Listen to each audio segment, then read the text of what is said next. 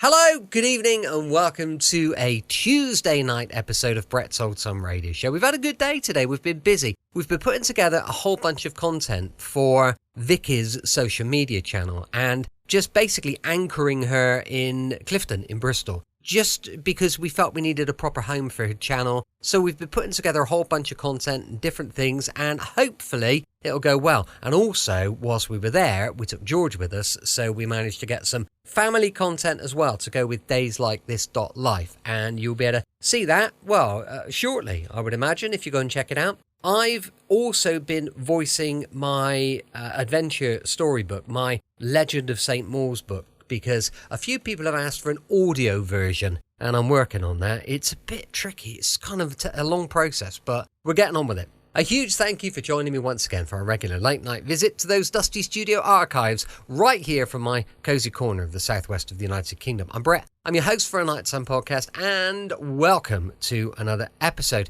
If you'd like to find out a bit more about us and all the things that we're up to, dayslikethis.life is our official website. So go check it out. That'd be brilliant. Now then, with it being a Tuesday, it is of course an episode of Sherlock Holmes. This one was first broadcast on the 9th of April 1945. It's called the Viennese Strangler. This episode from the life of Sherlock Holmes will be transmitted to our men and women overseas by shortwave and through the worldwide facilities of the Armed Forces Radio Service.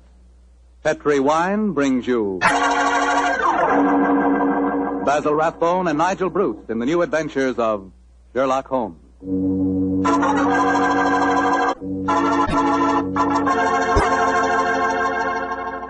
The Petri family, the family that took time to bring you good wine, invite you to listen to Dr. Watson tell about another exciting adventure he shared with his old friend, that master detective Sherlock Holmes. And say, I want to ask you if you've sent in for that little present we've got for you. You know, that swell recipe calendar. It's free, of course, and it's really something. It's a 2-year calendar for 1945 and 46, and it's beautifully done in full color. But the best part of it is that it's jammed with recipes and ideas for cooking with Petri wine. Send for your free recipe calendar tonight. Just send your name and address to Petri Wine, P-E-T-R-I, Petri Wine, San Francisco 26, California. San Francisco 26, California. The requests for this swell calendar have been coming in so fast that you better help and get yours before we get snowed under. Write tonight, and we'll send you your free recipe calendar at once.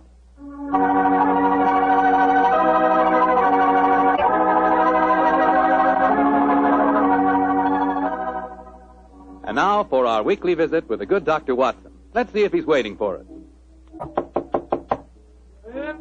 Come in. Good evening, Mr. Fogg. Oh, good evening, Doctor. Playing the phonograph, I see. Yes, my boy, and that particular melody has very potent memories for me. Here, I'll turn the thing off. You haven't come here to listen to a Mozart sonata. You want a story, don't you, young fellow, my lad? That's right, Doctor. Well, let's sit down. All right. That's better. Now I'll tell you what. Oh, thank you, Doctor. Began in Vienna in 1889, many, many years before the insane house painter named Schicklgruber had converted that gay city into a place of fear and oppression. And what were you and Sherlock Holmes doing there, Doctor? Just taking a trip? Mr. Foreman, in those early days of our association, we didn't have the time or the money for just taking trips. No, we were in Vienna because Holmes had been engaged in some highly important investigation. We were staying in a charming little pension inhabited by students and musicians. And on the night the story began, we'd finished dinner and had returned to our room. I was busy making some notes on the investigation we'd just concluded, and Holmes was scraping away at his beloved violin.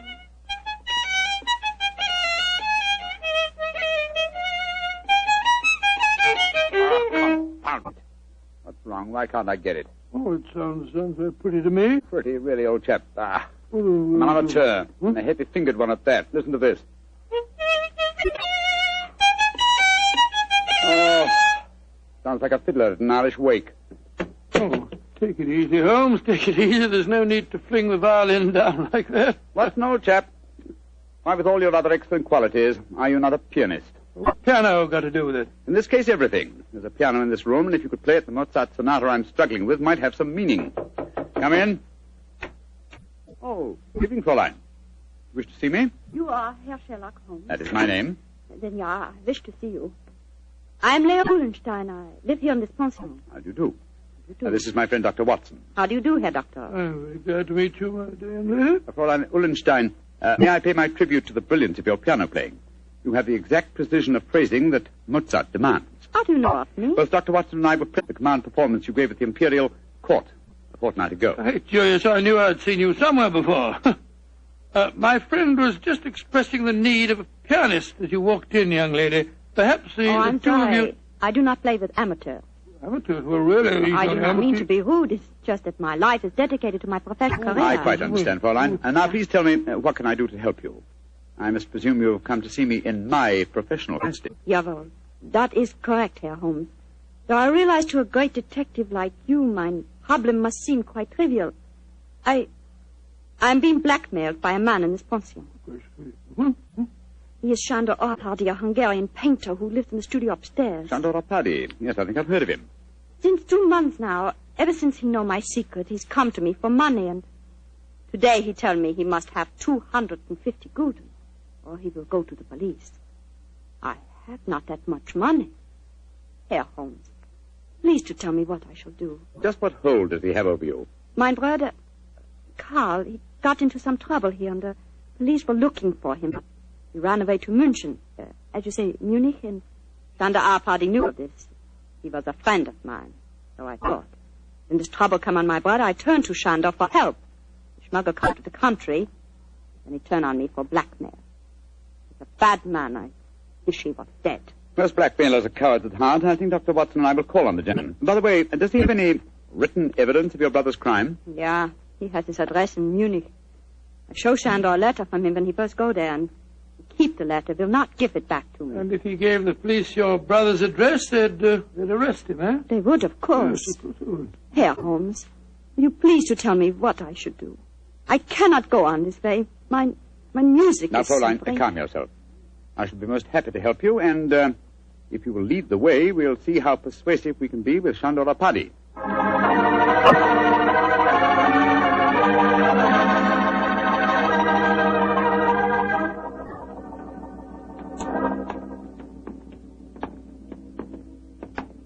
That is the studio, Herr Holmes, at the end of the corridor. I see. Now, remember, young lady, you'd better let me do most of the talking.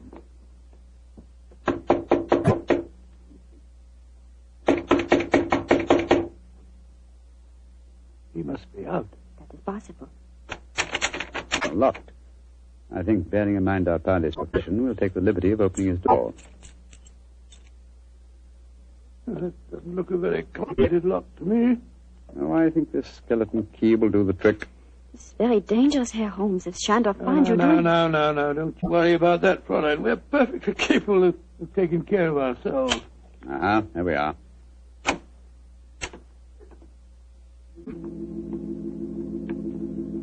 Close the door behind you, will you, Watson? Can't see a thing. I'll strike a match. Oh, Gott in Himmel! Quick, Scott, look at him. Slumped over his desk. Light the gas, will you, Watson? Right you are, Holmes. There. Judging from his appearance, Fräulein Ullenstein, I think Sándor Árpády had other enemies besides yourself. Less scrupulous enemies. He's been strangled. Look at the finger marks on his throat. Is he... Yes. His body is still warm, though. I'm afraid he's dead. I am glad. He was a bad man. Deserved to die. Watson, do you notice that the fingers of the killer have broken the skin and drawn blood? Oh, yes, so they have. Should we not communicate with the police? Before we do that, Fräulein, we must see if we can find your brother's letter. Help me move the body, will you, Watson? Lying across an open dispatch box that might contain the document in question. Right, John. Come on, Buffalo. That's it. The painter, the late Mr. Árpády, was an unusually methodical man. Everything filed here in alphabetical order. Here we are. You, Fräulein Lea Ullenstein. And the letter has the Munich postmark. I think this must be the document. Will you examine it, please, Fräulein? Yeah, this is the letter.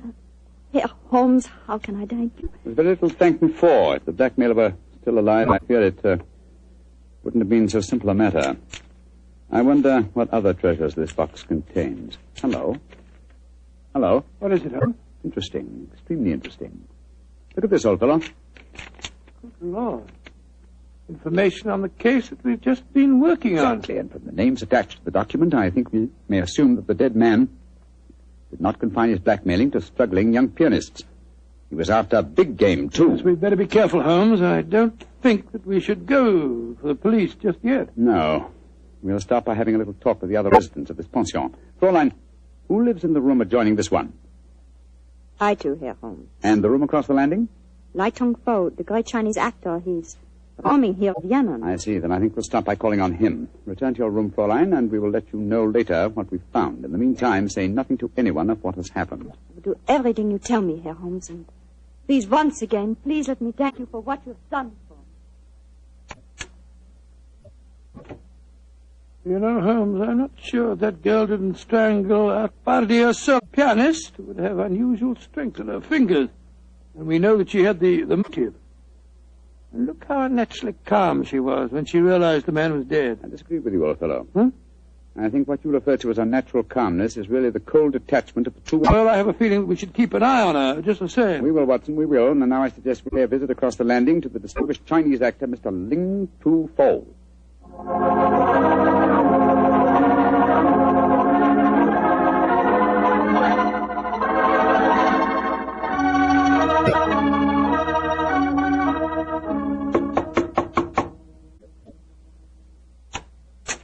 Yes, please. You wish to see me? If you could spare us a moment, sir. But of course, gentlemen. Please to come in. My name is Sherlock Holmes. This is my colleague, Dr. Watson. How do you do, sir? How do you do? I am greatly flattered to meet you. You are not here to see me in your professional capacity, I hope, Mr. Oh, Holmes? no, not exactly. I just wanted to ask you a few questions. Please, to ask me anything. Do you know Shandor Apadi, the painter who lives across the hall? I know him by sight. We nod to each other on the stairs, not more. I see. Have you been in your room most of the evening, may I ask? But yes, I have been sitting here quietly for the past few hours, reading over the Analects of Confucius. May I ask, sir, whether you heard any unusual noises this evening? Sounds of a struggle or a cry from the direction of Sandor Arpadi's room, for instance? I do not think so. Wait, yes. I think I did hear laced voices in there, and the sound of a cry. About how long ago was this? Oh, an hour ago, perhaps more. Is anything wrong? Has trouble come to Shandor? Shandor? I thought you said you had only a nodding acquaintance with the gentleman. Well, as a well-known artist, it is only natural I should call him by his first name, Mr. Holmes, even though I do not know him. Has something happened to him? I'm afraid so, but I can't tell you any more about it at the moment. Thank you for your cooperation. We shall see, no doubt. Good evening, sir. Good evening, gentlemen. Good evening. That fellow wasn't telling us the truth, you know, Holmes. He seemed very shifty to me. Well, where are we going now? Downstairs to the porter's desk. There's only one entrance to this house, you'll remember. The porter may be able to tell us of any unusual comings and goings in the last hour or two. Come on, old chap, don't dawdle. There's a great deal of work ahead of us.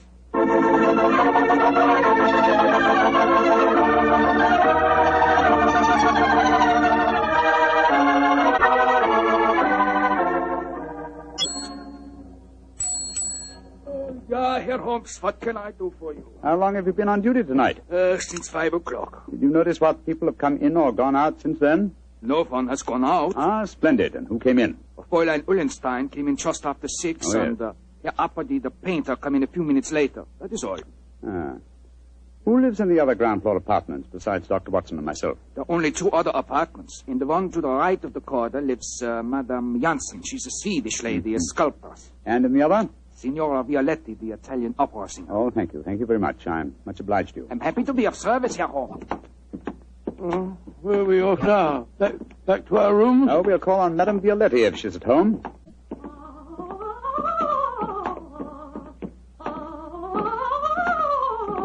It sounds as if she's very much at home.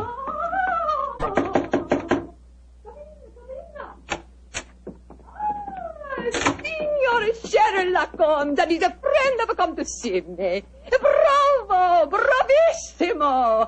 I have so much wish to make your acquaintance. Sit down. No, I'm afraid we can only stay for a moment, madam. My friend wanted to ask you a few questions. Yes, Signora. I just wanted to know... I know your questions. Oh.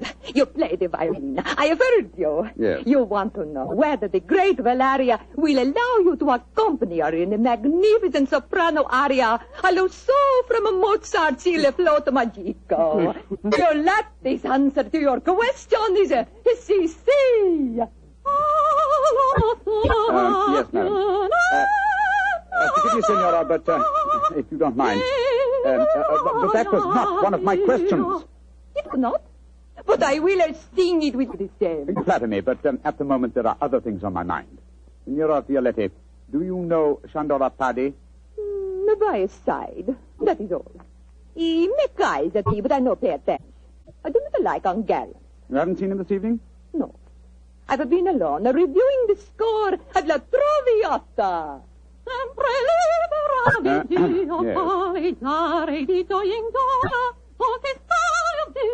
am to sing it next week here in Vienna. I hope you will both be present. It would be a great treat for you. I'm sure it would be, Signora. Now, if you'll excuse us. Oh, it is sad you must go so soon. But come and see me again, and I will sing for you both before you leave Vienna. Great Scott, what a ghastly woman. She's not your murderess, I'm sure. And now I suppose we'll have to question this sculptress woman. And then we'll talk to everyone in the house. No, I think before we visit her, we'll examine the dead man's room a little more closely. That black tin dispatch box may hold the key to this mystery.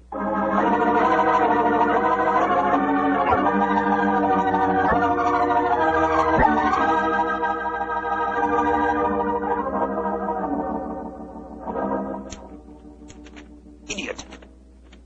Numbskull! Why didn't I go through these papers thoroughly at first? They certainly tell an interesting story. Our party had obviously been blackmailing Madame Janssen, the sculptor. Yes, and also our friend, the Chinese actor, Lai Tung-fo. Then Lai Tung-fo was lying when he said that he didn't know our party. Obviously.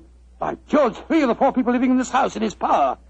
Hello. What's the matter? What have you found? Footprints in the cigar ash on the carpet. Prints of a small foot.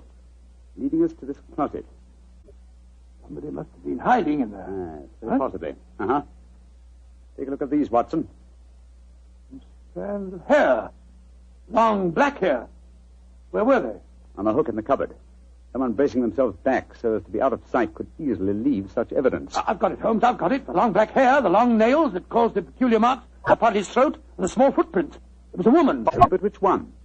Fräulein Ullenstein and Signora Violetti both have hair, remember? And it must be that sculptress woman. Not necessarily. Who else, not a woman, might have smooth, long nails and long black hair? By Jove, the Chinese actress. Precisely. Come on. I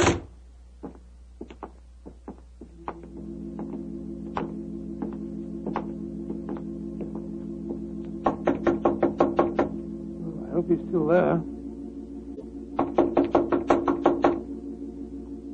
Come on, sir. Come on. Let's go in. Holmes, look at him. He's praying. His head's in his hand. Oh, my dear fellow, I'm afraid prayers can do him no good now. He's been strangled. Strangled with his own cue.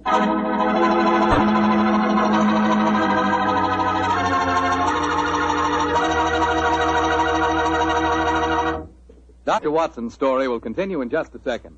So I'm going to take that second for a fast question. I know you've probably tasted port wine, but have you ever tasted Petri California port? Have you? Because if you haven't tried Petri port, well, you can just tell yourself right now you don't know how good a port can be. Petri port is rich, red, and hearty. But what you want to know is, how does it taste? The answer to that is short and sweet. The taste is terrific. And say, Petri California Muscatel is on the terrific side, too. Petri Muscatel has the flavor and fragrance of real, juicy Muscat grapes. Both wines are perfect after dinner or any time you're sitting around talking with your friends. Try them. They're great. They've got to be, because they're Petri.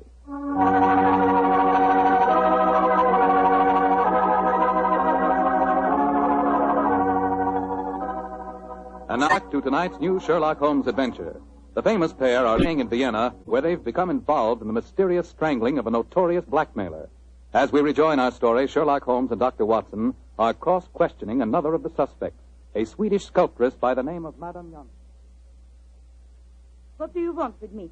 Why have you come in here? Well, we just wanted to ask you a few questions, madam. To admire your figurines, may I? You always work in clay? Yeah, but what's that to you? Do you wish to buy some of my sculpture? No, but I assure you the question was pertinent. Tell me who you are and stop wasting my time. My friend is a private detective, madam. A detective? Who sent you here? No one sent me here. I'm conducting an investigation of the murder of Strangler Paddy. Sandor dead. Mm-hmm. Good. I'm glad. Yes, madam, but we happen to know that you had a motive for killing him. He'd been blackmailing you. Get out of here.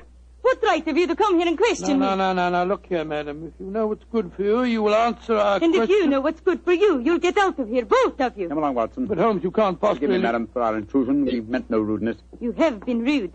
Intolerably rude. Go away. Whatever made you back down like Holmes? Obviously, she's the killer. Rubbish. But her hair was jet black. Yes, but it was short hair. And didn't use the size of her feet anyway. She works in clay. If it had been marble, I might have suspected her. Upon my soul, Holmes, I wish you'd tell me what you're driving at. I've the answer to these killings now, Watson. But I'll have to prove it. I'm afraid I must work without you, old chap. Do you mind waiting for me in our room? No. Wait a minute. That may be dangerous. Wait for me in Signora Violetti's room, if you don't mind. I'll join you there as soon as my work is done. Pretend that you have returned because you were so enchanted with her voice. Oh, great Scott, Holmes, you can't ask me to be alone with that dreadful woman. Please do as I say, Watson, and don't question me. There isn't a moment to be lost.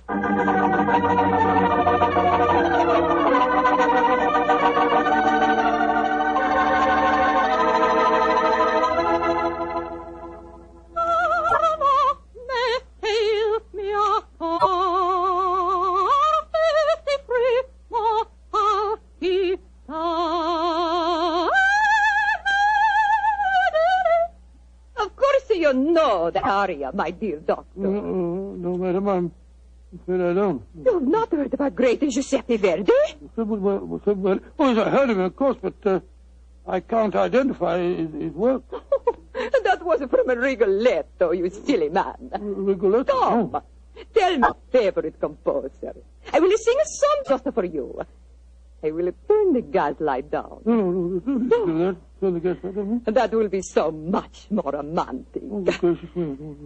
Now, who is your favorite composer? Oh, I don't know that I have any favorite. What's his name? Wagner's very fine, you know. Wagner is a heavy like most German composers. But the Violatti can master him. Oh, Lord, here she goes again.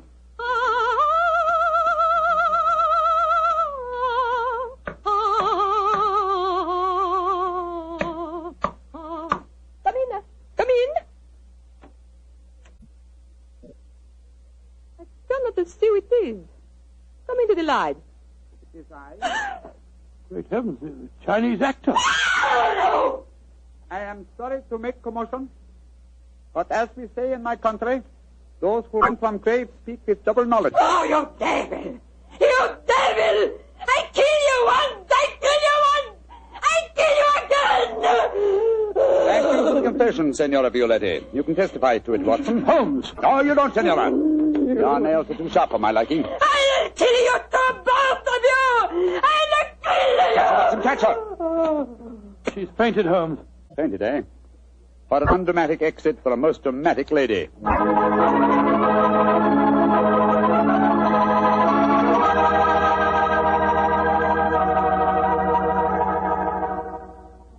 Well, Holmes, now that you've turned Signora Violetti over to the police, perhaps you'd tell me what made you certain that she was the murderess. It was obvious from the beginning that Apari was strangled by someone with long fingernails.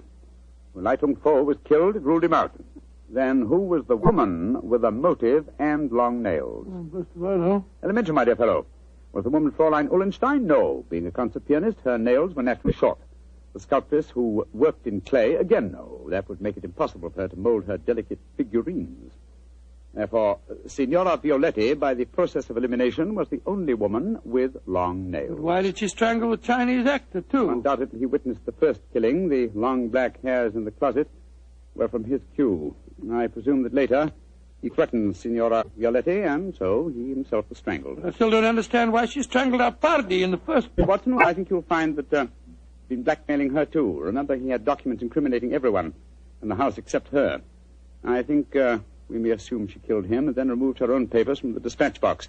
But I'd no proof, and so, well, I had to frighten her into confession.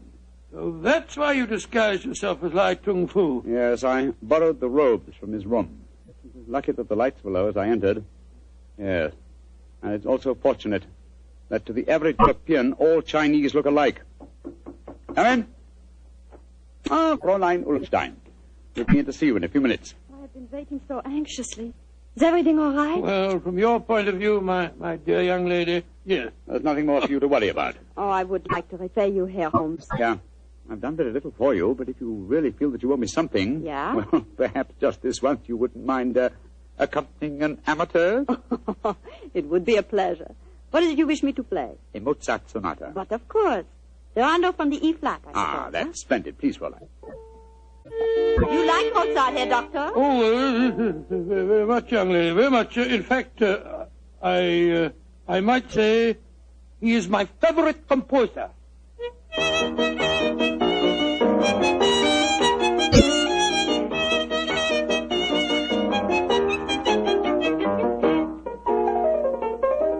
Charming.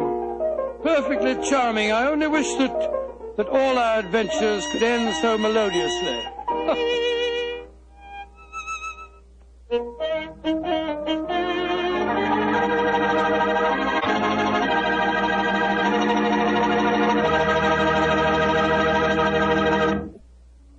Tonight's Sherlock Holmes adventure is written by Dennis Green and Anthony Boucher and is based on an incident in the Sir Arthur Conan Doyle story, A Case of Identity. Mr. Rathbone appears to the courtesy of Metro-Goldwyn-Mayer and Mr. Bruce to the courtesy of Universal Pictures, where they are now starring in the Sherlock Holmes series. This is Bill Foreman saying goodnight for the Petrie family. This is the Mutual Broadcasting System.